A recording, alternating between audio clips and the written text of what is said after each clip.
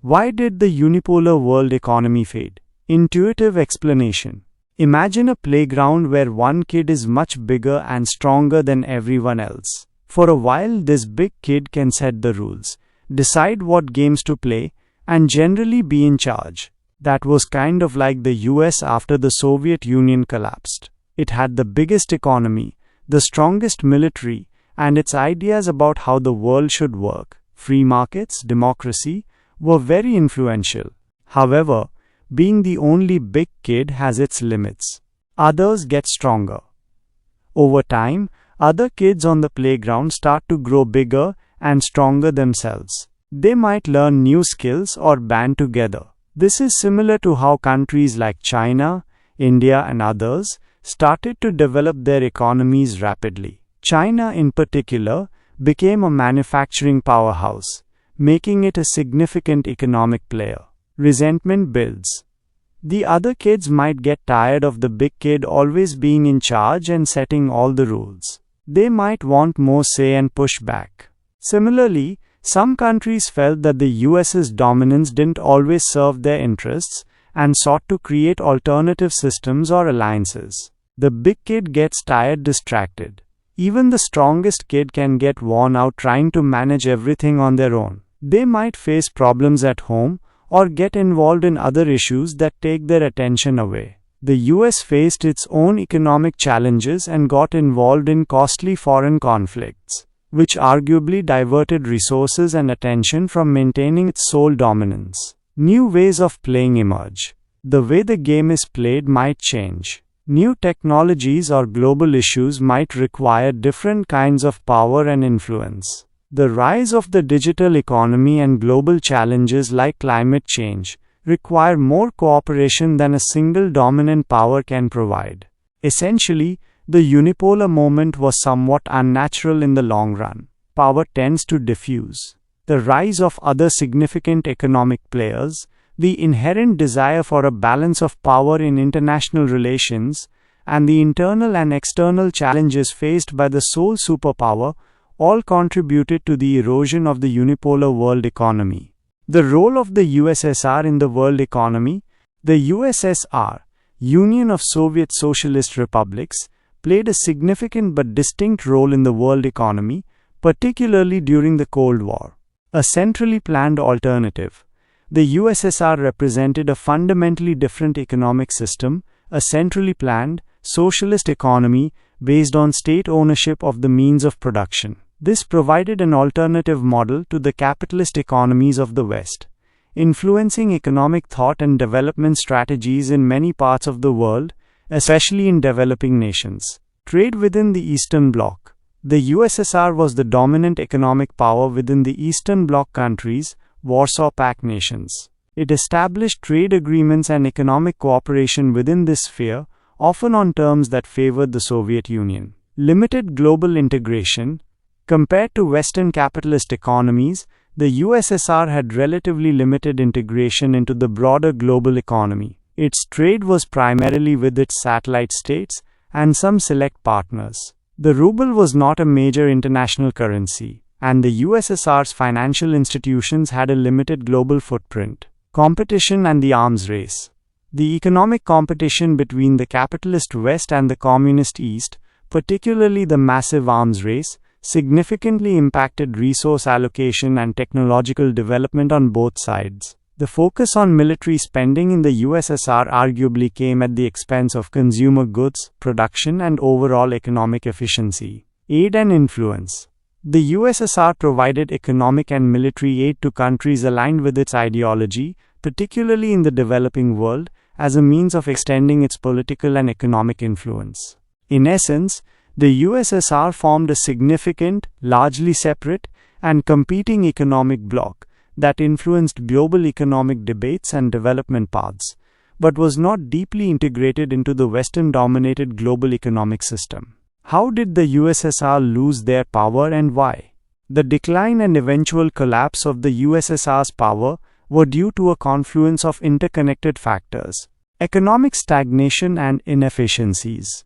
The centrally planned economy, while achieving rapid industrialization in its early decades, became increasingly inefficient and unable to adapt to changing consumer demands and technological advancements. Lack of competition, price controls, and bureaucratic hurdles stifled innovation and productivity. Consumer goods were often scarce and of poor quality. The burden of military spending.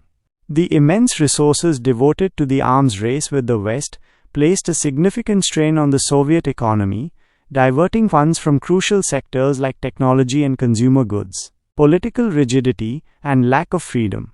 The authoritarian nature of the Soviet system, with the Communist Party's monopoly on power, stifled dissent, innovation, and popular participation in decision-making. This lack of political and economic freedom bred discontent. Nationalist aspirations.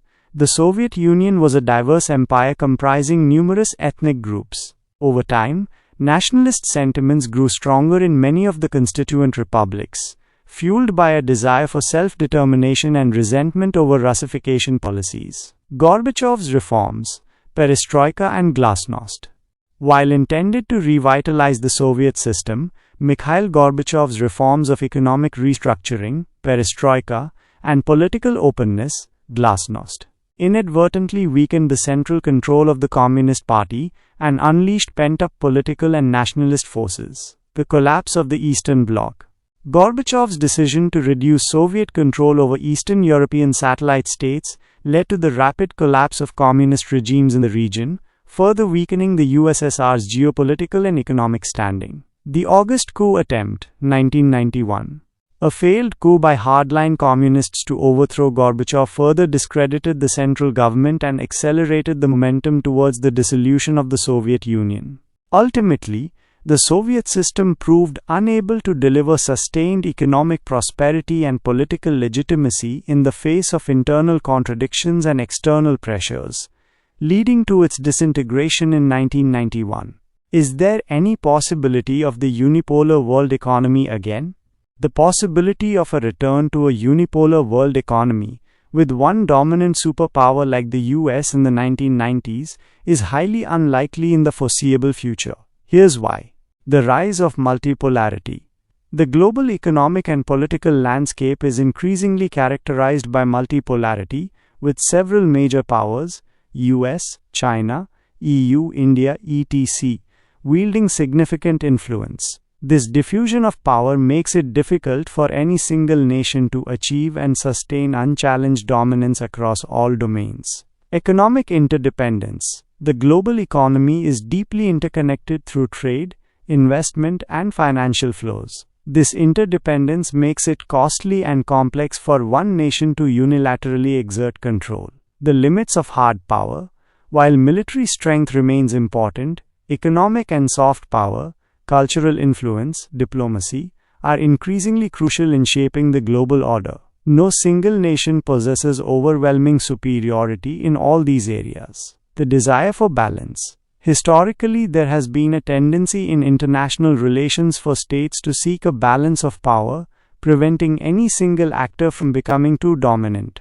Other major powers are likely to resist any attempts to establish a new unipolar order. Internal challenges. Even the most powerful nations face internal economic, social, and political challenges that can limit their ability to project and maintain global dominance.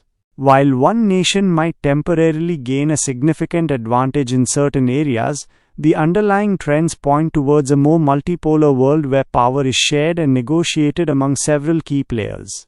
What's instead of India in the current global economy?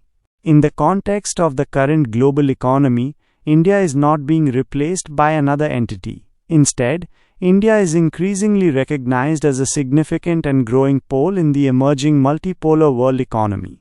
Rapid economic growth.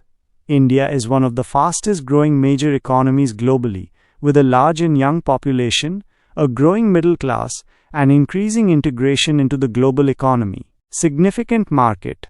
India represents a massive domestic market and a growing destination for foreign investment. Geopolitical importance. India's strategic location and its growing economic and military capabilities make it a key player in regional and global geopolitics. Active participation in global forums.